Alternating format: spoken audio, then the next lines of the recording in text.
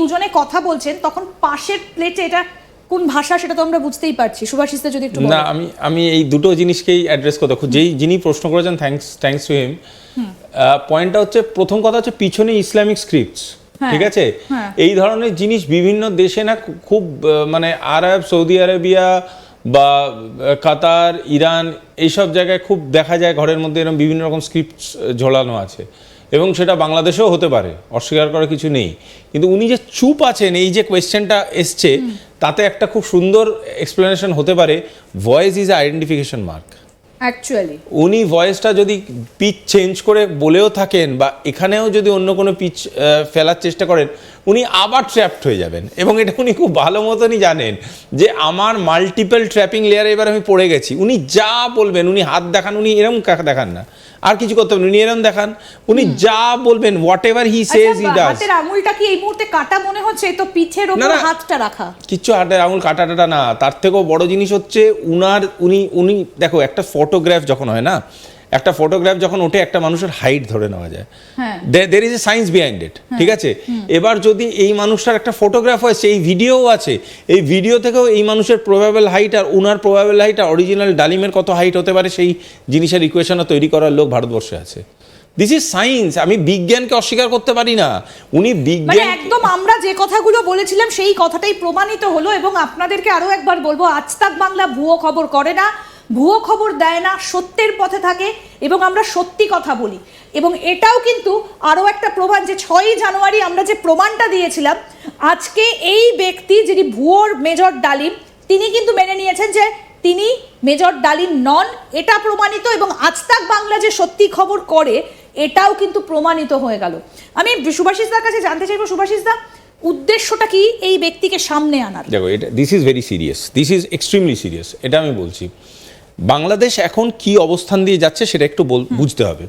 বাংলাদেশ এমন একটা অবস্থান দিয়ে যাচ্ছে, জামাত খুব ভালো মতো বুঝেছে যে যতই মারদাঙ্গা করুক, যতই বল প্রয়োগ করুক, যতই বাড়ি ভাঙুক, ইতিহাস ভাঙুক, যাকে খুশি মার্ডার করুক, যাই খুশি করুক, বাংলাদেশ আজ না হলে কাল, খুব শীঘ্রই বাংলাদেশ কিন্তু একটা পলিটিক্যাল স্টেটাস বা পলিটিক্যাল সলিউশন পেতে চাইবে, এবং তার দিকেই এগোবে। ইনফ্যাক্ট ইন্টারন্যাশনাল ফোরামও সেই জিনিসটা চাইছে।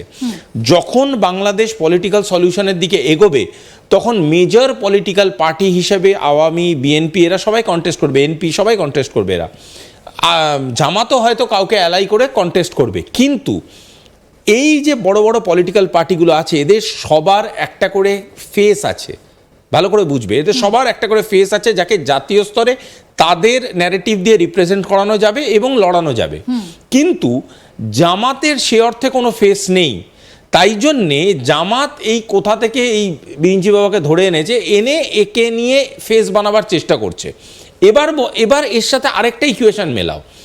যবে থেকে এই লোকটার আবির্ভাব ঘটেছে বা ঘটিয়েছে কোনো একজন বিখ্যাত ইউটিউবার, তারপর থেকে কি ঘটনা ঘটছে বাংলাদেশে দেখো। তারপর থেকে বারংবার হিট করা হচ্ছে on the glory of Awami League, on the glory of Mujibur.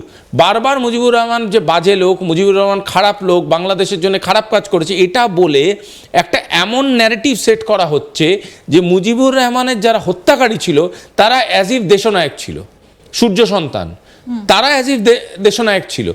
এই ন্যারেটিভটা যদি জামাত চালিয়ে দিতে পারে, তাহলে তাদের থেকে যদি জীবিত একজনকেও আমি পেতে পারি, সে অটোমেটিক্যালি একটা হিরো হয়ে গেল। কথা বোঝাতে পারলাম আমি? সে অটোমেটিক্যালি একটা হিরো হয়ে গেল, এবং সেই লোকটাকে তখন আমি ইলেকশনে ইউজ করতে পারবো। আচ্ছা, সুতরাং টু ইউজ ইমেজ, যেটা বলছেন যে ফেস হিসেবে তুলে ধরার জন্য এই কেসটা করা, ইমেজ হিসাবে প্রথম হচ্ছে একটা ইমেজ, এমন একটা ইমেজ যেই ইমেজটা দেশনায়ক, কারণ সে দেশের একটা অত্যন্ত বড় শত্রু, যার নাম মুজিবুর রহমান, তার হত্যা করেছিল। এতদিন ধরে ন্যারেটিভটা পুরো উল্টো ছিল যে দেশের পিতা মুজিবুর রহমান, তার এত বড় কন্ট্রিবিউশন, তা সত্ত্বেও তাকে হত্যা করে একটা লোক ফেরার, তার নাম মেজর ডালিম। জামাত এই ন্যারেটিভটাকে ঠিক উল্টে দিতে চাইছে, এবং ন্যারেটিভটা উল্টে দিয়ে কী সৃষ্টি করতে চাইছে? মুজিবুর রহমান খারাপ লোক, আওয়ামী লীগ দেশের ক্ষতি করেছে, এবং তাকে যিনি হত্যা করেছেন সেই ডালিম, মেজর ডালিম ইজ এ গ্রেট পারসন।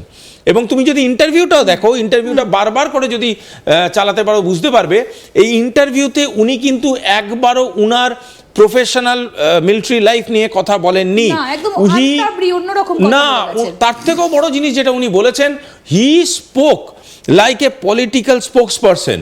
উনি এমনভাবে কথা বলছেন যেন একটা পলিটিক্যাল এজেন্ডাকে এস্টাবলিশ করতে উনি বসেছেন।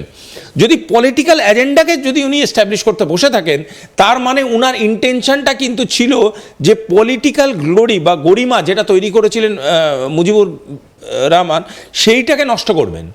সেইটাকে যদি হিট করে দিতে পারে এবং প্রমাণ করে দিতে পারে যে উনার হত্যাটা জাস্টিফাইড বাংলাদেশের স্বার্থের জন্যে, এবং তারপরে আওয়ামী লীগ যেই অত্যাচারগুলো করেছে সেটাকে যদি ম্যাপ করে দেওয়া যায়, তাহলেই প্রমাণ হয়ে যাচ্ছে যে বাংলাদেশে যে আগামী গভর্নমেন্টটা আসছে, যাদের ইন্টেনশন হচ্ছে বাংলাদেশের কনস্টিটিউশনটাকে সেকুলার থেকে ইসলামিকে নিয়ে যাওয়া, বা এবং তাদের যে ইন্টেনশনটা হচ্ছে যে বাংলাদেশের এন্টায়ার রাষ্ট্রীয় পরিকাঠামোটা চেঞ্জ করে দেওয়ার সাংবিধানিক, সে তখন কিন্তু এই ধরনের ক্যারেক্টারগুলোকে সামনে রেখে জামাত ইলেকশনে লড়তে পারবে, এবং তার জন্যই এই ধরনের ইমেজ তৈরি করার একটা ইন্টেনশনাল অ্যাক্টিভিটি জামাত আপনি চালিয়েছে। বলছেন পুরোটাই জামাতের তৈরি করা। দেখো, জামাত একটা, আবারও বলছি, আগেও বলেছি, বারবার বলছি, জামাত একটা টুল, ঠিক আছে? আমরা যেমন ছোট ভাই বলি ওরম ধরনের, এবার ভাই যে কেউ হতে পারে।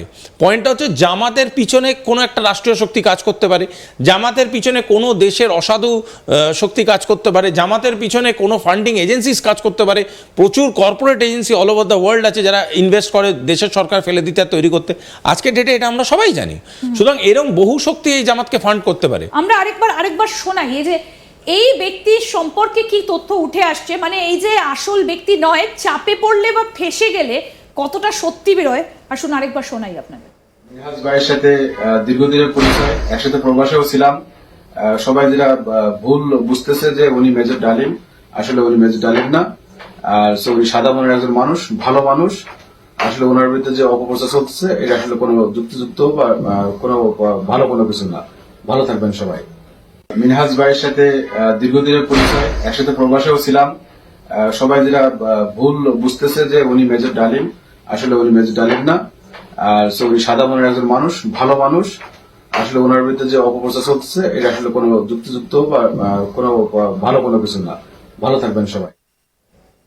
এবং তিনি কথা বলছেন না, চুপ করে দাঁড়িয়ে রয়েছেন, পাশের একজন তার সম্পর্কে গড়গড় করে বলে যাচ্ছে। আমার কেন জানি না মনে হচ্ছে আরেকটা নেক্সট অ্যাটেম্প্ট হবে। এই অ্যাটেম্প্টটা এরকম হবে যেখানে এই লোকটা, এই যাকে ভিডিওতে দেখানো হচ্ছে এই ডালিম, এই দুজনের মধ্যে একটা পার্থক্য করার চেষ্টা করবে যে আমি এই লোকটা নই।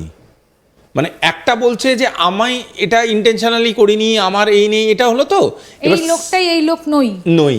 সেকেন্ড লেয়ারটা এটা আসার চেষ্টা করো, কারণ ও ওই যে লেয়ারটা তৈরি করে ফেলেছে না, এই যে পরিমণ্ডলটা তৈরি করে, এখান থেকে ছিঁড়ে বেরোতে পারছে না। এবার ও নেক্সট যে ডেসপারেট ট্রাইটা করবে সেটা বোঝানো যে আমি আর এ দুজনে এক লোক নই। মানে ইন্টারভিউতে বসা ব্যক্তি আর আমি এক লোক নই। মিনহাজুল বলে যাকে বলা হচ্ছে তিনি এক লোক নন। মানে এটা খুব ইন্টারেস্টিং, এই বিষয়টা কিন্তু খুব ইন্টারেস্টিং। কারণ এই দুটো ছবিকে, আমি প্রোডাকশন টিমকে বলবো, দুটো ছবিকে যদি একদম শুধু স্ক্রিনে পাশাপাশি রাখা যায়